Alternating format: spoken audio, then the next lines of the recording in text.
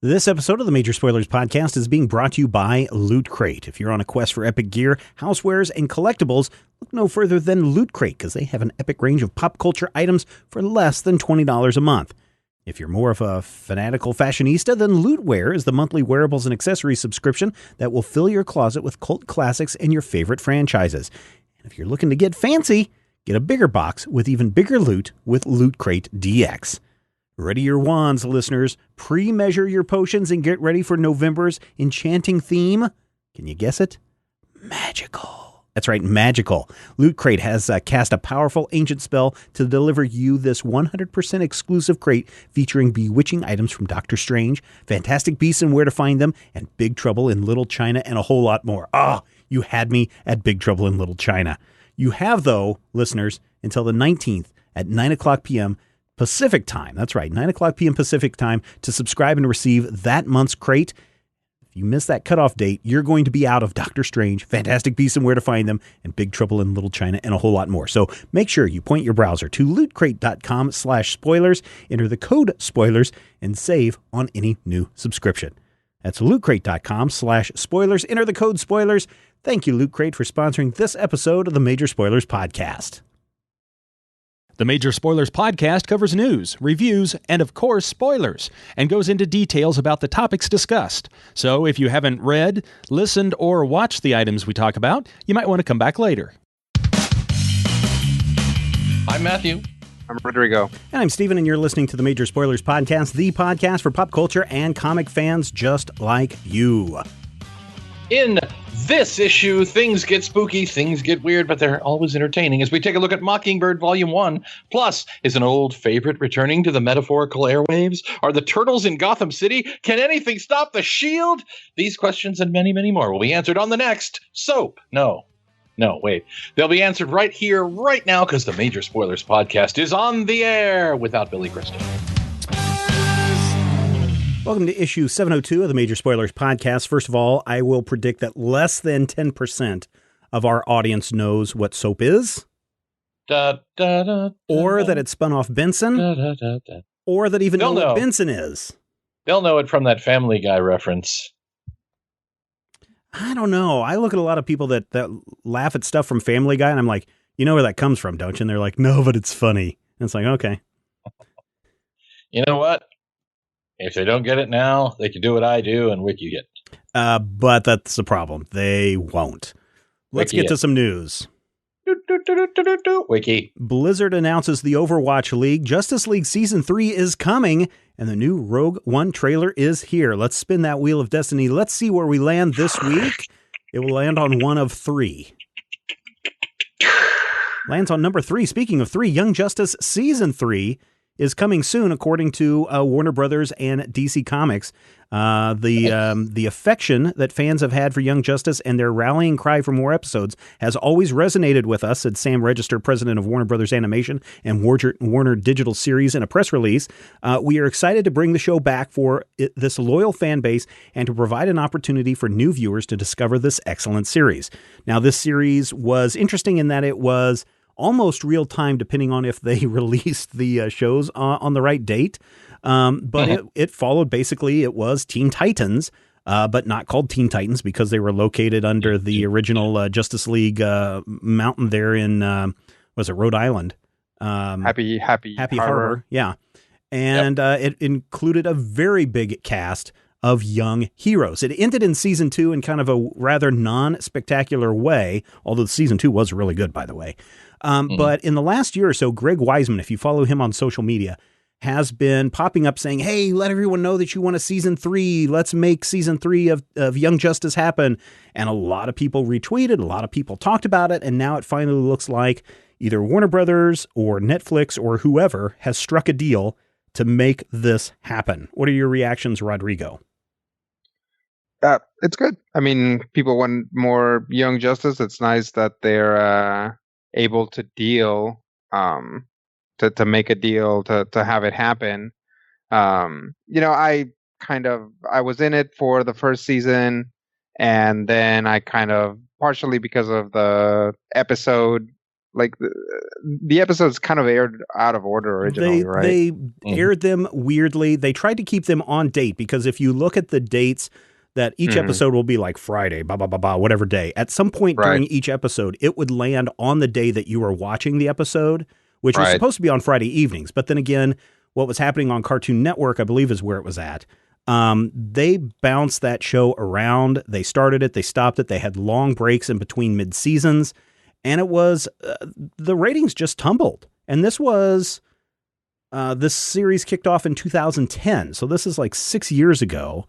And it ended in, I want to say 2012. So this has been a 4 or 5 year old time period since it's been off the air. Right. So, for me, I watched it. I was into some stuff, and basically between the weird time when it aired and them making some choices about what to keep and what to leave off from the comics, and some of the choices they make, I was like, wow, that's like a bunch of stuff from that series I didn't like. So I was like, I don't want to watch this again. I didn't like it the first time I read it. Mm-hmm. Matthew, what are your reactions to this whole thing? Well, I think it's interesting. I'm happy for the people who have been, campaigning and saying, oh, let's make it happen. It's awesome. But I never watched Young Justice for a couple of reasons. One, I think it was a CW show, right? No, this was a Cartoon Network. Cartoon Network, CN, rather. See, I never forgave them for the way Teen Titans ended. But also, it was one of those things where when it comes to Cartoon Network, it is harder to keep up with the release schedule than it is to order your comics 2 months in advance and know what's going on in the previous catalog. Yeah. So I never gravitated to this. And by the time people started telling me about it, they're like, oh, it's so complicated and full of all these characters. And there's like 5 different things. And there's a guy who's a clone. And it's other. And I'm like, well, maybe not so much. Well, maybe I'll just sit over here. That was kind of a problem with it because if you jumped into the middle of a season and you didn't know what was going on with Miss Martian, or you didn't know that there was this whole weird thing going on with Captain Marvel / Shazam, whichever they were calling him in the show. Captain Scharzl. If you didn't know what was going on with Tio Maro, it was very confusing at times, especially in season 2 when it really was focusing on the what's the Kajida, the Blue Beetle space invasion thing. The Reach. When that was the focus of season 2, it meant you had to watch almost every episode to know what was going on. So I can understand why some people like you may not have gotten into the show. I know a lot of people who watched the show, like myself, really, really dug it. It had 46 episodes, but when the season 2 ended, many of us have been saying for years, I wish that show hadn't ended when it did. But now I'm concerned that they're not going to get near the audience that the show had when it was on the air, because those people's tastes have evolved and changed. And it is a good opportunity, especially if they give it like that finality. It's a good opportunity to get that into, because it's through Netflix, isn't it? Well, we don't know yet. We don't know how it's going to be distributed. They haven't made that announcement. They said we're in production soon. Now, the deal was that I believe Wiseman was really pushing for a Netflix show with the success of like Fuller House and some of the other shows where it's like, hey, we could do this on Netflix. Stuff. Yeah, if Netflix is interested in this, we could really do this. And maybe that is what prompted Warner Brothers to do this. Maybe Netflix reached out, or they both reached out and struck a deal together. We don't know yet. But a Netflix series seems to be the most likely answer. Now, I'm not saying they wouldn't go back to Cartoon Network, but if they're worried about, if Warner Brothers is worried about toy sales, which is the reason why Young Justice went off the air originally, if they're worried about toy sales, then they won't air this on Cartoon Network. If they're worried about satisfying their fans and making a buck out of the show, then Netflix is the way that they're going to go. That's just my view on it. I guess my question is, the next question is, we have seen shows like the X-Files, that season that ran last year. We have seen, we've seen a number of shows that have been approved or started into production based on social media blitzes, mostly on Twitter. I haven't seen it so much on Facebook, but definitely on Twitter. There have been these big blasts by creators to get their loyal fan base to say, hey, we want this stuff. to where they can then go to the parent company and say, see, look at all these people that say they want the show. You would be stupid to not put this show into production. X-Files, Full House, whatever it may be. Have we become now a society that that is how our entertainment will be based on who gets the most social likes? I mean, I don't know about that, but it's interesting because it plays into like kind of the current mindset of studios, right? You know, they want this sure thing. They want this built-in audience. That's why we get so many sequels, so many reboots. Mm-hmm. So it absolutely plays into it. You know, there's still room for a lot of things, but this is exactly what they want. So it's a lot easier for them to greenlight something if they see that they're, you know, out of the like 6 million people on Twitter that retweeted it, maybe 1 million of them will see it, and maybe that'll be enough. But I'm wondering, though, if that is enough. Matthew, you may remember Manhunter series, where it had a very loyal readership, but it was not a large readership, and DC Comics was like, well, we're canceling this Manhunter series. And then this vocal minority, I don't remember what they started shipping to DC's offices, but they're like, bring this back. We will read it. We will buy it. And DC was like, okay, we'll bring this series back. And like 6 issues later, they're like, the readership is less than what it was when it was originally running. Had we just continued it, we're canceling it again. You know, if you're selling it to Netflix, and Netflix, for example, Netflix will pay for this. Netflix pays for it out of their subscription dollars. Maybe Netflix is hoping that they will see an increase in subscriptions because people want to see this. But and like they have with Daredevil and all the Marvel series stuff. But if this is something that's going to television, I honestly just can't imagine that there would be enough viewership of people who will actually watch the show to make the ratings even bigger, at which point Warner Brothers will just sit back and say, well, we told you that there was a reason why we canceled this show. Nobody's watching it. That's just something that sits in the back of my mind. But I also find it odd that if you can get enough people liking something, if you can get enough people retweeting something, somehow you're magically making it come into being. I wonder, though, if that doesn't stifle new creative ideas. Well, we've had this argument before as it pertains to movies, too. I mean, we are looking at an expectation that there has to be a familiar name, there has to be a familiar hook, there has to be something there before they're even willing to greenlight a new show, a new movie. I think that what it's kind of coming down to is, in a way, it's good because they know that there is that audience. And it's kind of like the Kickstarter model of X number of people are already willing to put in their money. So we know what our, what our risk response ratio is. We know that we can definitely get X amount of money out of it, or we can, we have this much to work with. But I think it's also something that I don't know that it, any more than any of the other factors, is going to stifle creativity because, frankly, we have movies that are written as standalone movies that are given a title that someone recognizes. Right. But I guess I'm not saying stifling creativity, stifling new ideas. So, for example, I don't know, Rodrigo's Adventures in the Upside Down. That's the name of our new show. It's a 30-minute sitcom that we're trying to pitch. Would people be willing to check out this new idea, or are they going to be too concerned with, hey, Sheldon's getting a spinoff where we look at his younger years? Oh, yeah. Everybody hates Sheldon. Yeah. I think so. I don't think that this whole Twitter grassroots campaign stifles new ideas. Mm-hmm. This is a deeper issue. It's that the producers, Hollywood, Netflix, all of these guys, kind of stifle new ideas with this necessity to have everything already have a built-in audience, right? Netflix actually takes big risks. Oh, of course they do. They're not gonna not take that sweet Marvel money Because it allows them to do something like Stranger Things. Right.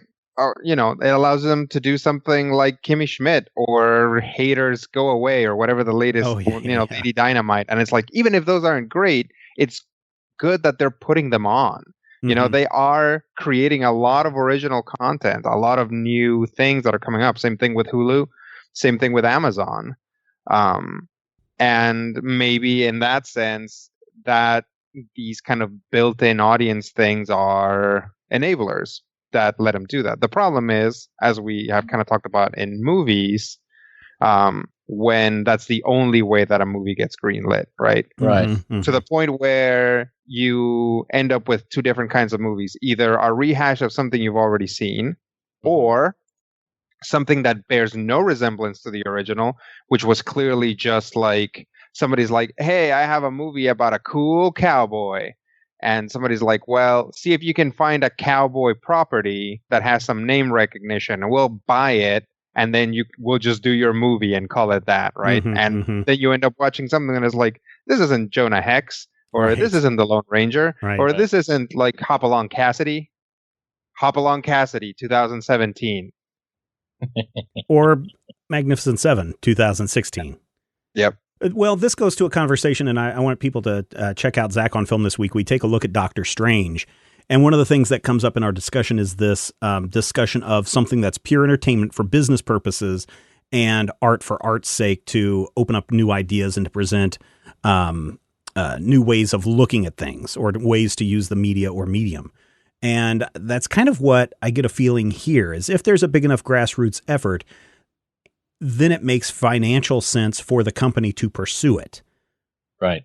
At the same time, though, because there is so much space to create content, it seems like maybe it's pushing out, to me, it still feels like it's pushing out some maybe new the next Stranger Things phenomena that may get pushed out because of Young Justice third season. Now, not saying that we shouldn't have a Young Justice season 3, because I've always wanted to see a Young Justice season 3, because season 2 kind of left on a very conspiratorial storyline. But it's just something that I got this feeling of. And especially, and especially when they go, hey, look at all the tweets that this show is getting, let's make it. And then the show turns out to be maybe not so good, X-Files. Well, I mean, you can't control that necessarily. Sometimes you have an idea that just doesn't work, or actors. And that's the thing is, like, on top of that, it's about execution, right? It's like bringing back the X-Files. You're talking about bringing a show that had been off the air for what, like 10 years? Oh, yeah, 50, long time. 18 years? 25 years, I believe. So it's like, how can you recapture that magic? Like, it by definition has to be something else because of that difference. It's like, if they can't get the whole team back for Young Justice, it's like, you're already going to have all these points against. Mm-hmm. And even if they do get back the whole team, it might still not work because maybe that season 3 idea that they had in their pocket was actually bad. Yeah. Maybe it was actually a bad idea. Like, just because they bring back a show you like doesn't mean that it's going to be any good. See Arrested Development. Mm-hmm, mm-hmm, right. Mm-hmm. Russ Cat says, woohoo. I'm quite excited about this. Burning Dragon Bread says ditto that. So I think a lot of people are excited about this. I hope they execute it correctly, and I hope they get a lot of viewers, and I hope that they don't put it on Cartoon Network where they will inevitably screw it up. Come on, they'll blow off 37 episodes in 2 weeks, and then it'll go on hiatus for 7 months. That's my concern. Listeners, you can head over to majorspoilers.com. You can share your thoughts on the season 3 of Justice League. And if you would like to find out more about Blizzard announces the Overwatch League, and you want to find out if Rodrigo will participate in this, then I would suggest that you become a VIP or Patreon member, because Rodrigo and I have a discussion where we talk about that and why it may work or not work for him.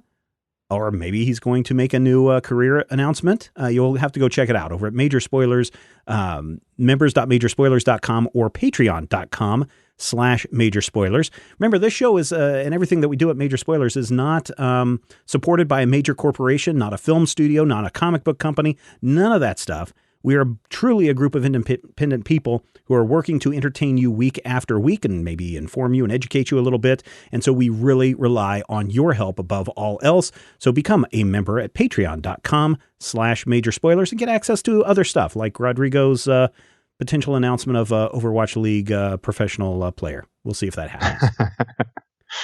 Oh, I should also mention, Ashley is not here this week, but the If Anthology is out this week, and it's something we've talked about before. It is an anthology from Alterna Comics that features a 2-page story by Jason Inman and Ashley Victoria Robinson. If you want to go check that out, I would encourage you to do that because it's a lot of fun, and it's really good. I got my preview copy today, enjoyed reading it. And also, Jason has his comic drive for soldiers. You can find more about that over at majorspoilers.com or on Jason's YouTube channel, youtube.com/Jawin, Jawiin. They're trying to send 20,000 comics to troops. Let's get it done, people, before Christmas. All right. I think we're done with that segment. How about we hop into some reviews? So brand new this week. Now, we've already had a Batman Teenage Mutant Ninja Turtles crossover from IDW Publishing and DC Comics. But what would happen instead of the comic book universes crossing over? What would happen if Batman the Animated Series and TMNT adventures currently going on Nickelodeon were to cross over? What would happen then? Well, we're about to find out. We're going to find out this week in Batman TMNT Adventures #1 from IDW Publishing, written by Matthew Manning with art by John Somariva. And I got to tell you, it's kind of interesting. Suddenly, all of these prisoners have escaped from Arkham, and Batman has tracked down Two-Face, who says, "Everyone's gone down the rabbit hole, Batman. You're not going to find them." At which point we are in the Teenage Mutant Ninja Turtle adventure universe, where suddenly all these bad villains start appearing. They encounter Clayface down in the sewers, and somehow this all has to do with the Kang wormhole technology popping people back and forth. And so in this first issue, we get a lot of setup. We get to see villains arriving in New York City, but we don't see Batman and the Turtles meeting up just yet. I enjoyed it. The art was, it's what I expect from a TMNT Adventures comic. It's going to be a little off-putting, I think, for people who are fans of Batman the Animated Series, because it looks like the next iteration beyond Batman, Batman Robin Adventures. So it's like they're stepping up to the next kind of level of what that style would look like if you pushed it a little bit further. So some people may be put off by that, but I enjoyed the writing. I thought that they captured Batman, Alfred's moods in this. I thought they had a lot of tongue-in-cheek humor regarding the Turtles, just like they would. There was a great line. I don't have the comic here in front of me. Which one's the grumpy one of the Turtles? Is it Donatello? Raphael. Probably Raphael. Raphael. There's some line where they're saying, "This is Raphael. He's kind of he's a little upset right now," or something like that. And then they go into the Batman story and they go, "This is Batman. He's kind of like Raphael, but maybe a little bit more angry." And so it's like it's got some really good wordplay. It's got some really good, I think, an interesting story going on here. And I can't wait to see the next issue. But like I said, I think for people that are coming into this wanting more Batman, the animated series style, you're not going to get that completely. It's there, it's close, but it's not the Blevins art that you know, even from the Batman animated series comic book series. But it's still very good, and I enjoyed this issue. And I'm giving it 4 out of 5 slices of meatloaf. It's Batman TMNT Adventures #1 out this week from IDW Publishing. Let's continue on with some television adventure stuff. With Matthew, you've got a thing going on that we talked about last week. I got a thing. I do. Boom Studios. WWE Then, Now, Forever. #1. And it... Well, it's a comic. Is it now and forever? Is it then, now, and forever, as Dennis Hopeless and the rest tell you it will be? There's a little bit of then, there's a little bit of now, and then there's some things that make me wonder, and almost took forever. This is an interesting book because in previous takes on the WWE, we've had a fictionalization. The last set, I believe, took place in Titan City, and all of the characters of the WWE were in this weird pseudo-noir kind of superhero story. And previous to that, there was one where they flat out had murderous demons possessing all the Rudos. So anybody who was a heel was a bad guy and would kill the good guys or something. But this seems to be slightly less fictionalized, but also slightly more, I don't know, off-putting. The opening story is the story of Seth Rollins turning on the Shield. Mm-hmm. For fans of wrestling, that happened 2 years ago. And this is a 15-page story kind of explaining the backstory in a satirical way, because it involves the guys grilling steaks on top of one of the satellite trucks and then stealing the truck and then having a big fight and running into the Wyatts. It basically it plays with what they call kayfabe. It presumes that everything we see about the character's gimmick is their life, which is interesting. Don't get me wrong, and it makes for a story that I'm kind of engaged in, especially when the Wyatt family shows up and starts running people over with their swamp buggy. But it's strange for two reasons. One, it's dealing with plot points in the WWE storyline that are almost 2 years old. And in another, it really plays up the ambiguity of these characters. So we have the Shield, which is three guys who are basically anti-heroes that people cheer for anyway. And it ends with a moment that, if you've read the book, you already know. But then the second story is a wonderful story featuring the New Day inventing a time machine to go back in time so that they can remove all of the negativity from the world using their unicorn powers. It's drawn by Rob Guillory, who does Chew, and it is clearly tongue-in-cheek weirdo adventure. Their time machine is actually a cardboard box. Someone calls this out, and Xavier is like, no, it's okay. It's a DeLorean. It's a DeLorean because they're the New Day. That story is wonderful, and it's really sweet that they go back to the Jurassic period to find the very first wrestling match between a Tyrannosaurus Rex and I think Ric Flair. And if you know how old Ric Flair is, it makes perfect sense.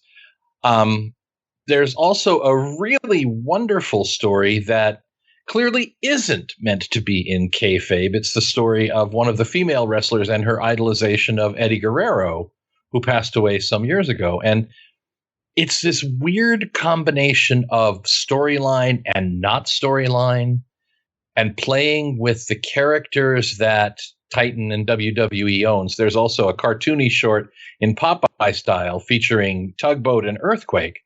If you know anything about your history, Tugboat and Earthquake were played by real men, both of whom have passed away. But this is in character Tugboat Earthquake Adventures, which, again, it's one of those weird moments for me where I like the story, but I was just like, the level of fictionality goes back and forth, and it's really bizarre. I don't know that I can really recommend this book, but I'm not saying it's bad. And I think if you're a hardcore fan and you know the backs and the forths, you'll enjoy parts of it. The last few pages of the book are actually big pin-up shots of various characters: John Cena, Triple H, The Rock, The Undertaker. But the language in those pages and the dialogue we're hearing is actually taken from real promos that the wrestlers made in the ring. So again, it's a question of things that you may already know and be aware of. So it's a very strange balance, and it all leads into WWE #1 upcoming. So I do want to buy that. I definitely am going to probably read WWE #1, but this is an issue where there's wonderful, and then there's weird, and then there's weird, and then there's wonderful, and I'm so conflicted and confused about it. 2 slices of meatloaf, a good book, just one that doesn't feel like, if you'll excuse the wrestling pun, the total package, but it has a lot of really interesting and really well-drawn stuff in it. So, make of that what you will. Okay, I'm not really sure what this book is about. It seems weird. It's about wrestlers, only sort of not, because they have like real life personas and then public personas, what they call the characters or the kayfabe. So if you presume that every character may actually be 2 things, sometimes 3 things, and you won't know which thing they are until you read the story, it makes perfect sense. Okay, cool. Okay. Rodrigo, what do you have for us this week? I have The Mummy, which Ooh, I The think Mummy. is Ooh. also a Titan book. Yeah, this is Titan Publishing, yes. But I was confused because on the cover it says Hammer Comics, so I'm guessing they're like licensing from the Hammer Hammer Horror. The horror Hammer brand. House of Horror. Yeah. Yes. Okay, I gotcha. This is a story of a bunch of jerks who have reached immortality by basically turning a young lady into a high priestess, and then she gets a mummy to give the magic blood. Is kind of the gist of it. It's pretty interesting. It's hard to see where it's going, because we spend a lot of it. I mean, there's a lot to explain, right? This isn't like in this world superheroes are like this. Like they actually have to do a lot of setup about what basically how the ritual should work before at the very end they're like, and it worked kind of differently this time. So it's not very easy to see what direction exactly they're gonna go with it. They start out with a very spirited young woman who then is like kind of very victimized, and then she kind of like takes control again.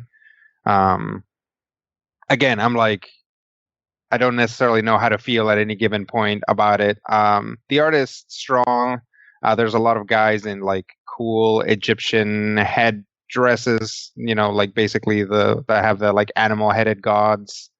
Those are all well designed, and obviously you can always tell who everyone is because like that one's a hawk and that one's a jackal and that one's someone else. So that's useful. That was a ducky. Yep. This one's a lemur. Yep. So yeah, just kind of I don't know. It's definitely not something that I would normally be into, but I'm curious to see where it's going.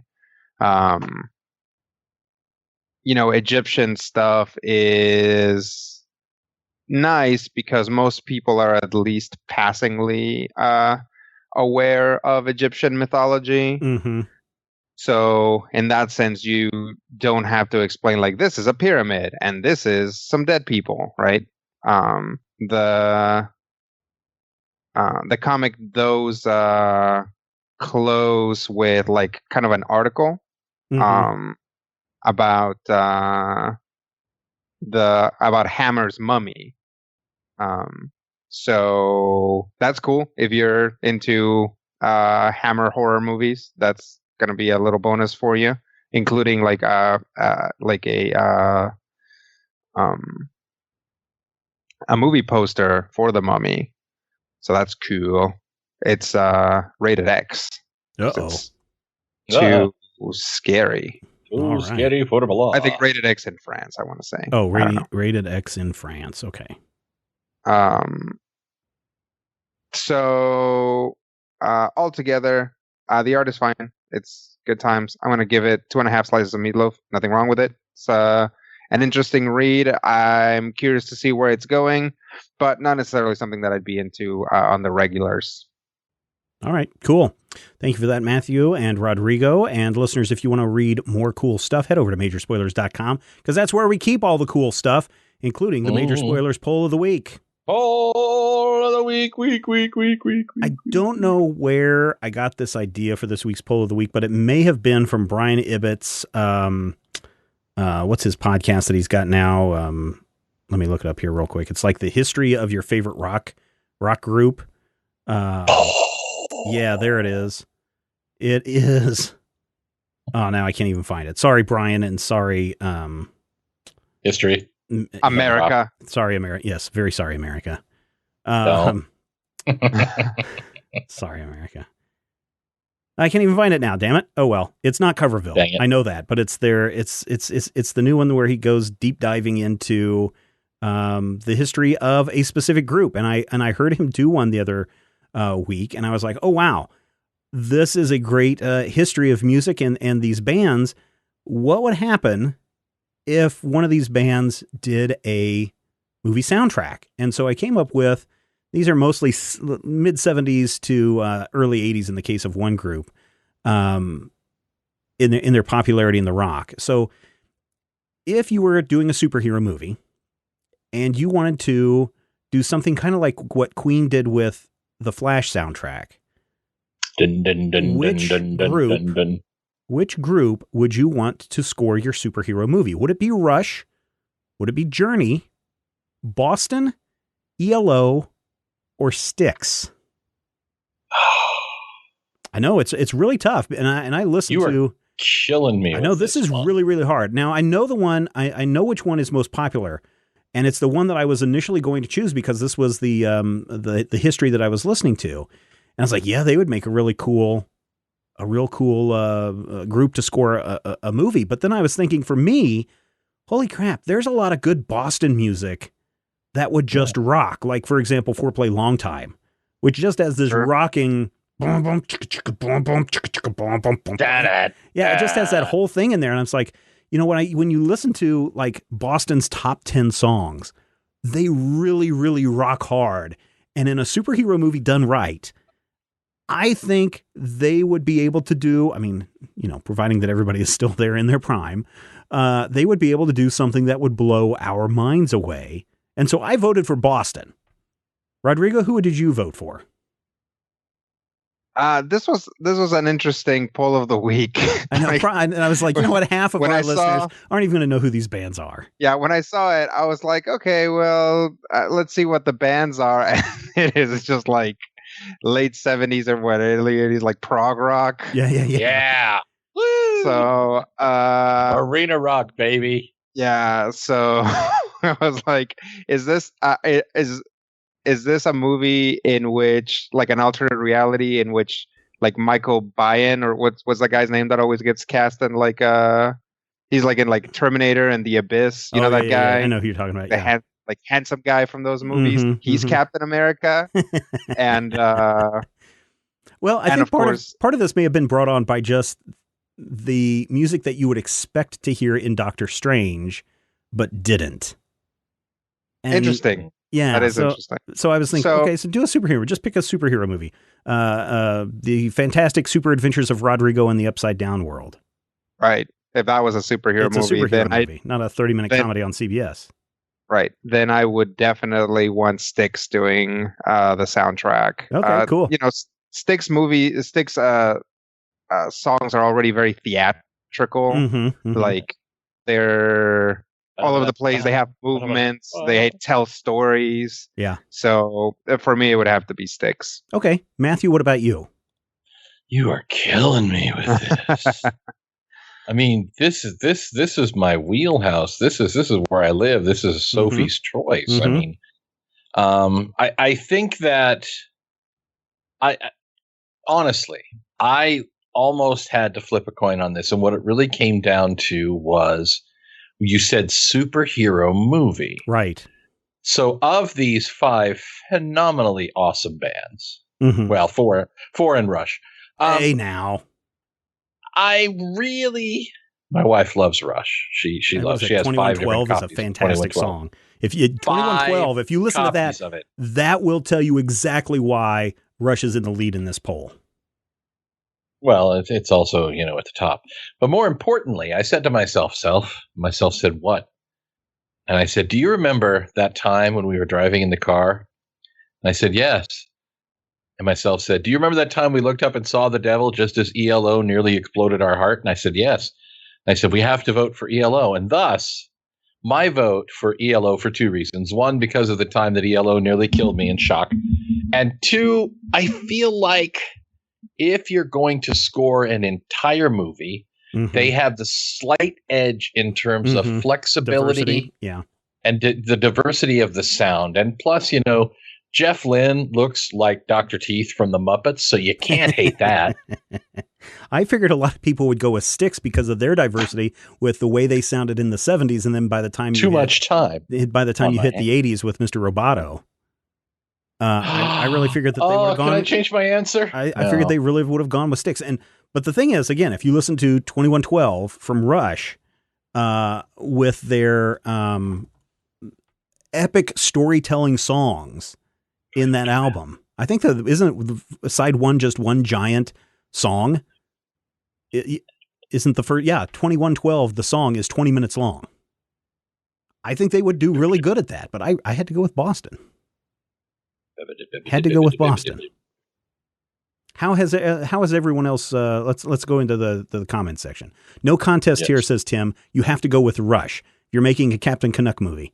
Otherwise, you can't go wrong with Journey. I know. I hear what you're saying. They're overplayed, or Glee ruined them. But let me ask you, why are they overplayed? Why did the producers of Glee choose to put their entire catalog into the show? Because every one of their songs will rock your face off, and that is why never has there been a band more consistent than Journey, and every super worth his cape has stood in front of a mirror with their tidy whities with Don't Stop Believin' cranked to 11 on their boombox.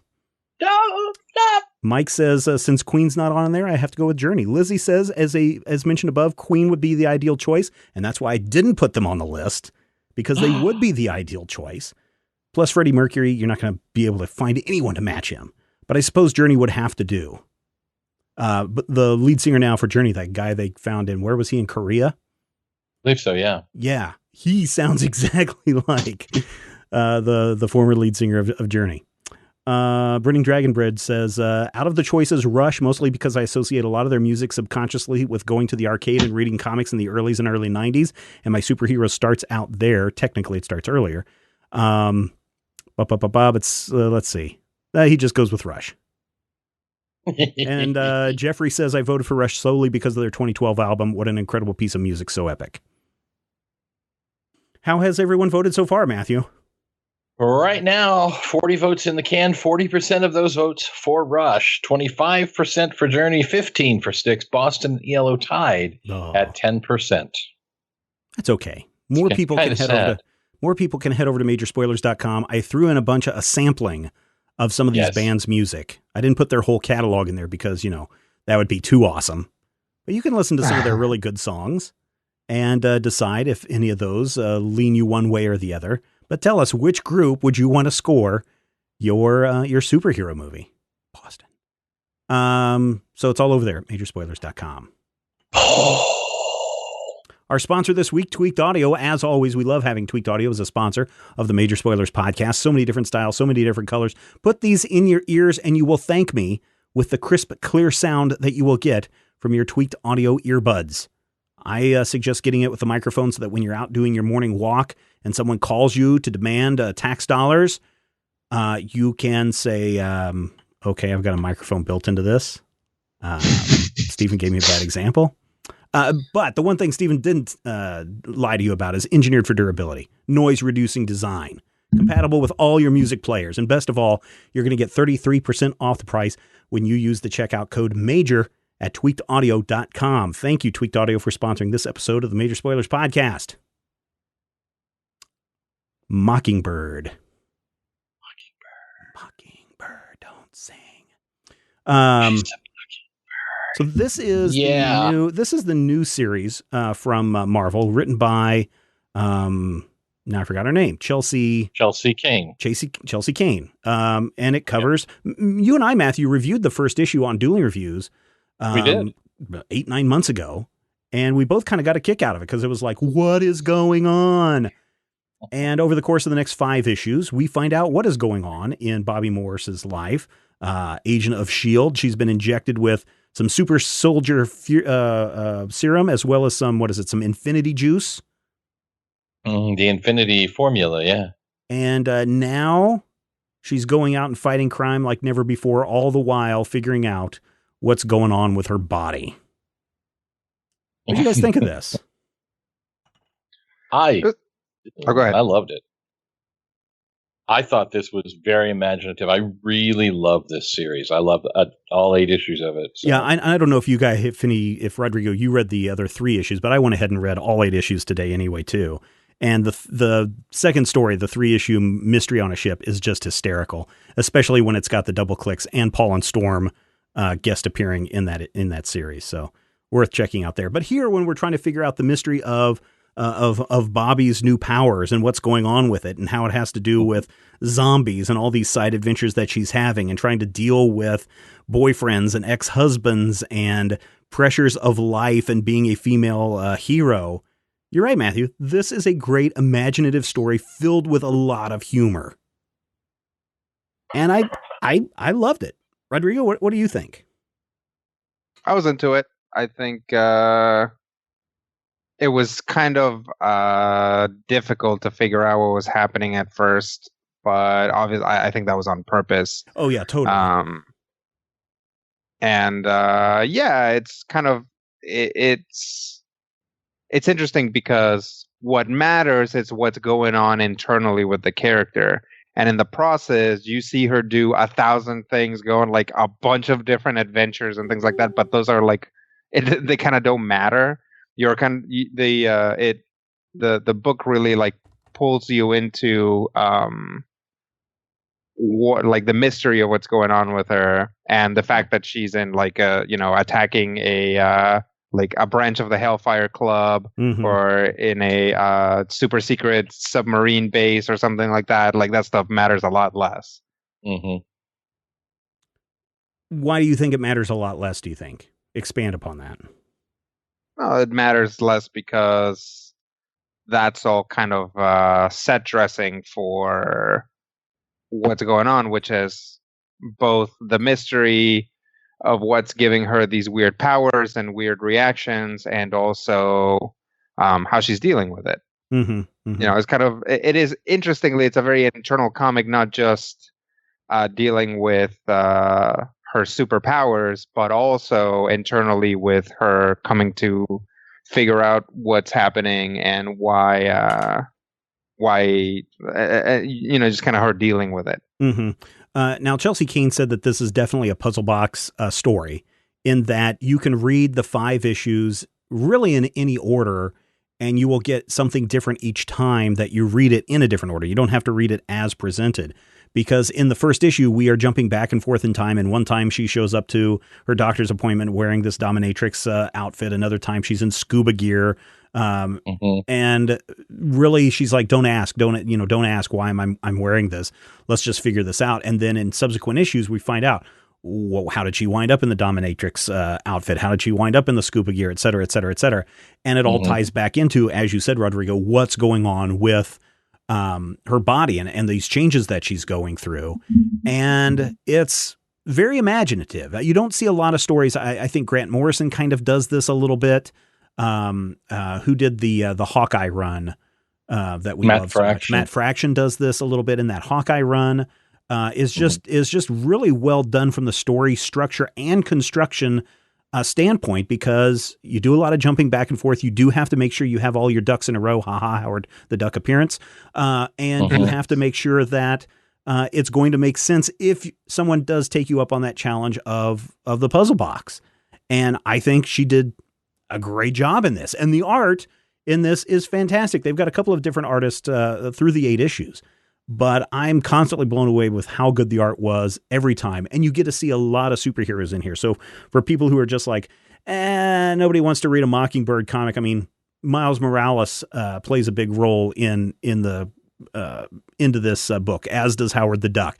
Clint Barton pops up in here, as does, I don't know, who's this British spy guy? That's Lance Hunter. Lance Hunter. He's her boyfriend on TV. Yeah. The Queen of England makes an appearance in this book. Briefly, yes. And I just think the art is fantastic. I didn't have a problem. Did you know the Queen can revoke your passport? Yeah, apparently it's true. Yeah. Did you guys like the art? Did you like the art, Rodrigo? I did. I thought it was really strong, and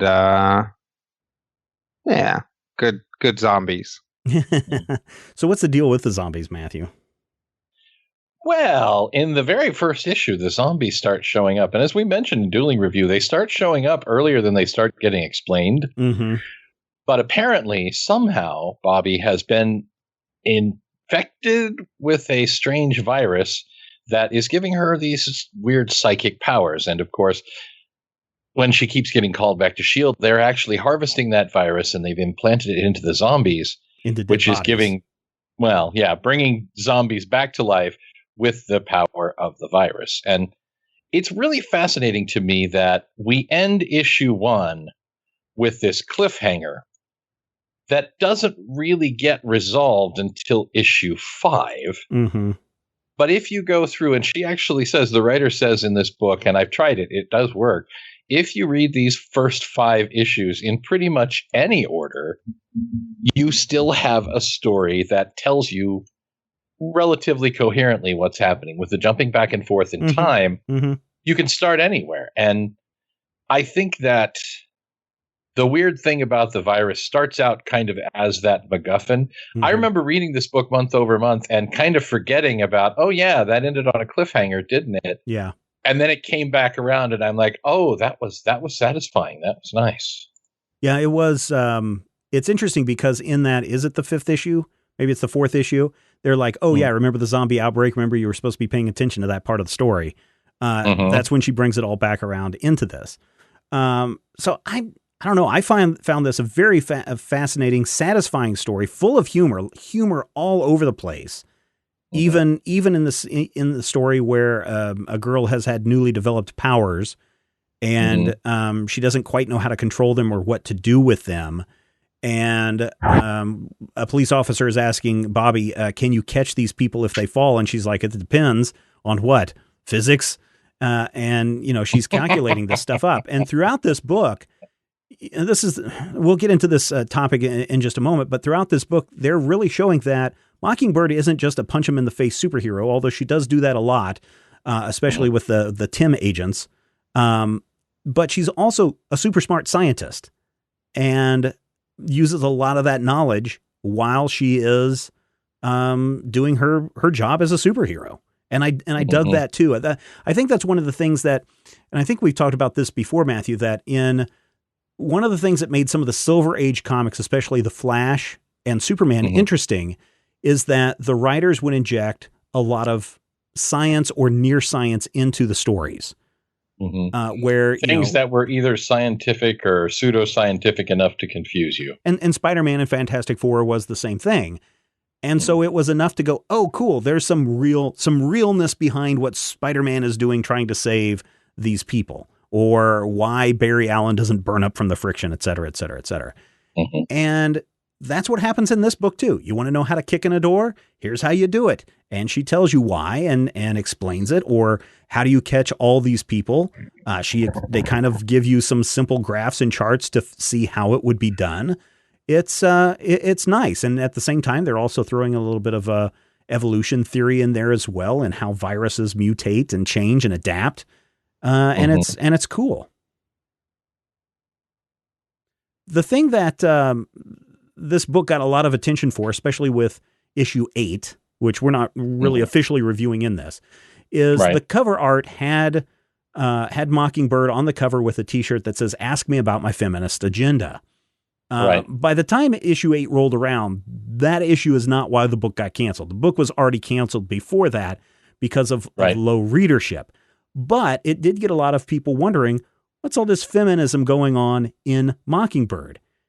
And it's there, but I think a lot of people approach this book thinking, oh, it's going to be the extreme feminist, let's hate all men, extreme thinking that some people believe that feminism is all about. And it's really not. And anything that is done in there to inject any kind of quote unquote feminist agenda is done so subtly that you probably aren't going to notice it unless you're specifically going out there looking for it. Am I off the mark on that? I don't think so. And I think that may be one of the things about this book that was so frustrating when this came around is it didn't feel like any of this potential backlash was actually aimed at the comic so much as aimed at the perception of what the book is. And again, it's not a book that sold 1 million copies. It's not a book that I think it went under basically due to low sales and low interest, but I really enjoyed it. And I feel like the people who read it and gave it a chance, I hear positive things from people that I'm wondering if maybe most of the feedback is based on people who haven't actually read the book. No, I forgot because I forgot that we had read the first issue. And so, or back in my mind, I knew that we had read Mockingbird, but I wasn't thinking it was the same series that everyone's all up in arms about. And I opened up the first chapter again, and I was like, man, I've already read this book. There's not anything that's, off-putting in this series. This is totally cool. And I finished reading. I'm like, okay, I can see where the points that Chelsea Cain is making about inequality. I mean, the whole chapter with the young girl who develops her powers early addresses the male-dominated superhero era and how that affects women's perceptions on where they should be put into society. But at the same time, Chelsea Cain flips it around and says, because I realized I probably couldn't be a superhero, I decided to do the next best thing that all girls turn to, science and math. And you know, that's really cool. And I was like, yes, right on. I love that aspect of it. But this is not, if people are going into this book thinking that it's nothing but male bashing and telling white men why they're wrong on every single page, it's not. It totally is not. It is a fun, exciting ride. Yeah. Rodrigo, what are your thoughts on this, on the feminism aspect of this book? Yeah, I think obviously feminism gets a bad rap, and that's enough to just set people off. But this book it makes a few points, and it makes them unashamedly. When she's like, "Oh, all the superheroes are guys," that's not just this fictional history that we're looking at, but this is history. This is the Marvel universe. It's like, and comic books in general. It's like the great majority of superheroes are white dudes. So when you flip the page and you start seeing this much more diverse group of superheroes, you see Miles Morales, you see Moon Girl, you see Kamala Khan. It's making those statements, right? It's saying things are getting better. We're not there yet.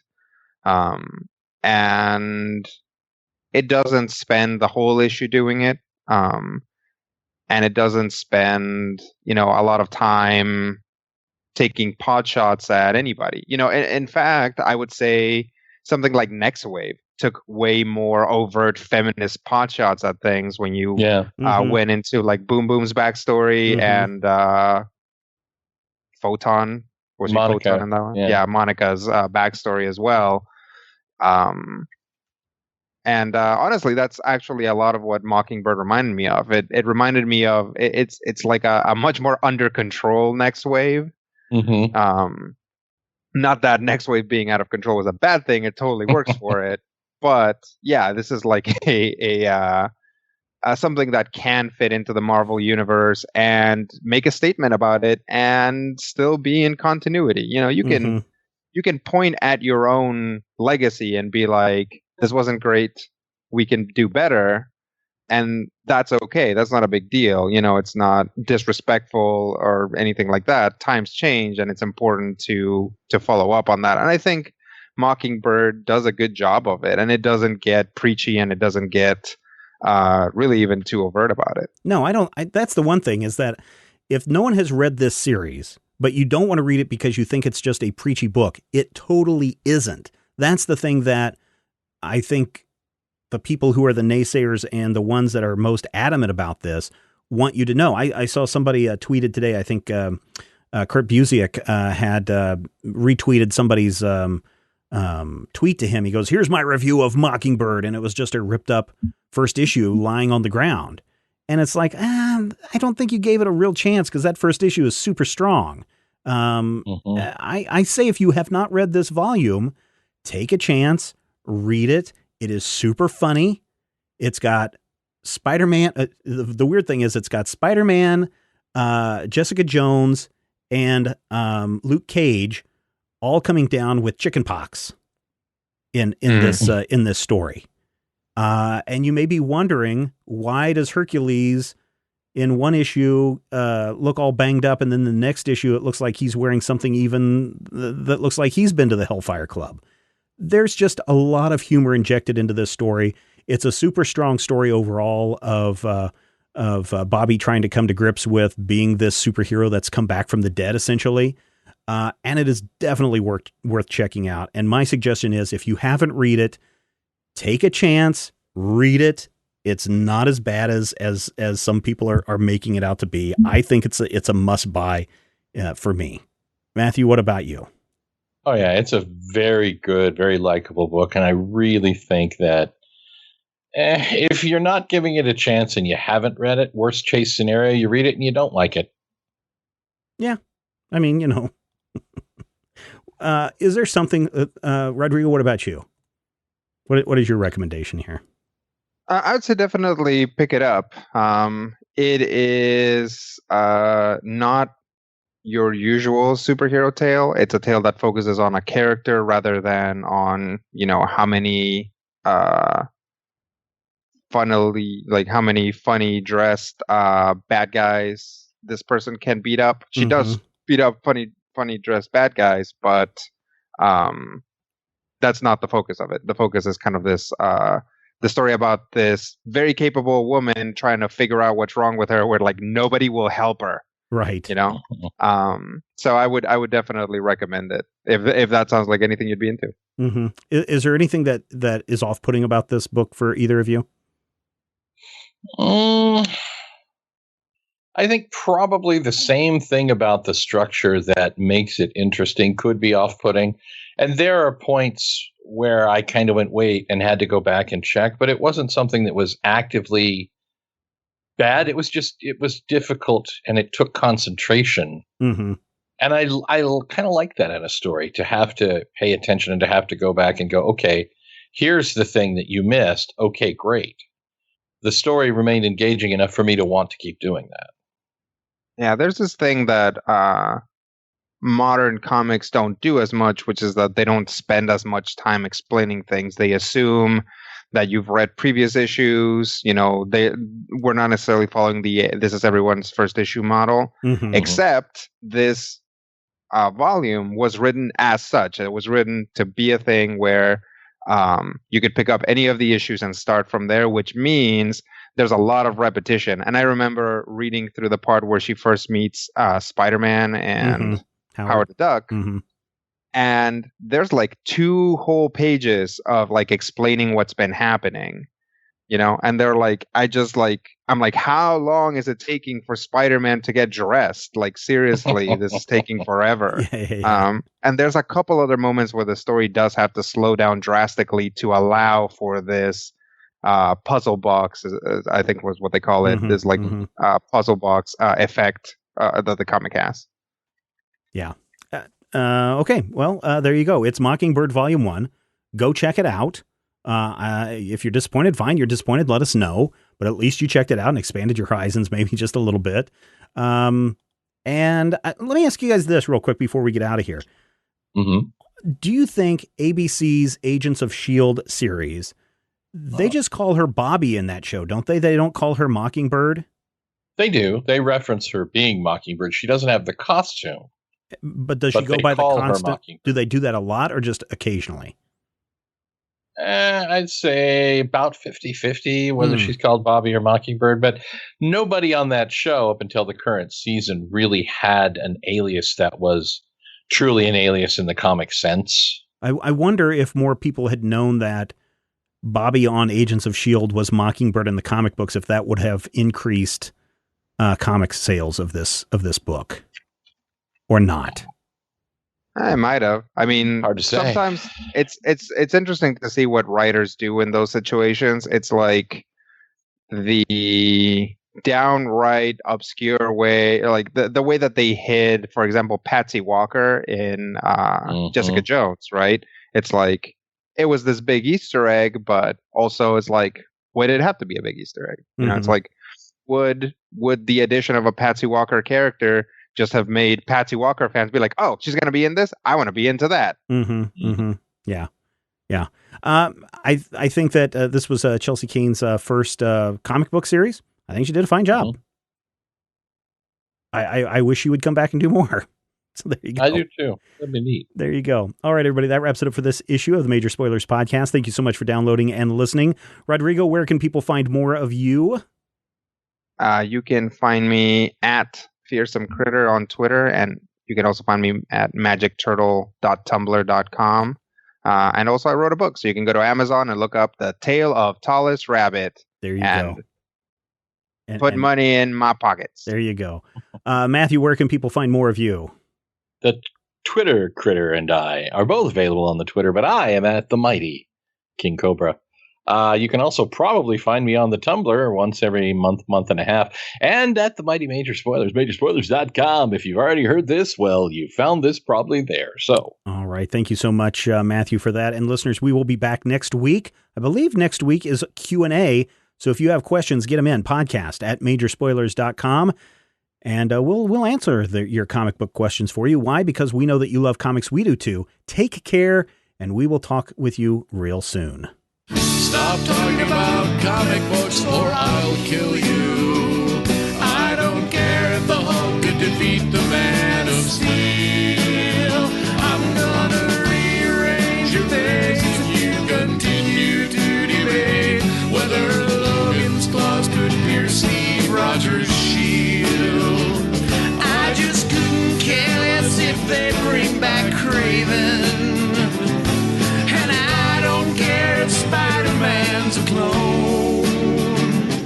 Stop spending all our cash on back issues of The Flash, or I swear to God you're gonna spend your 21 years alone.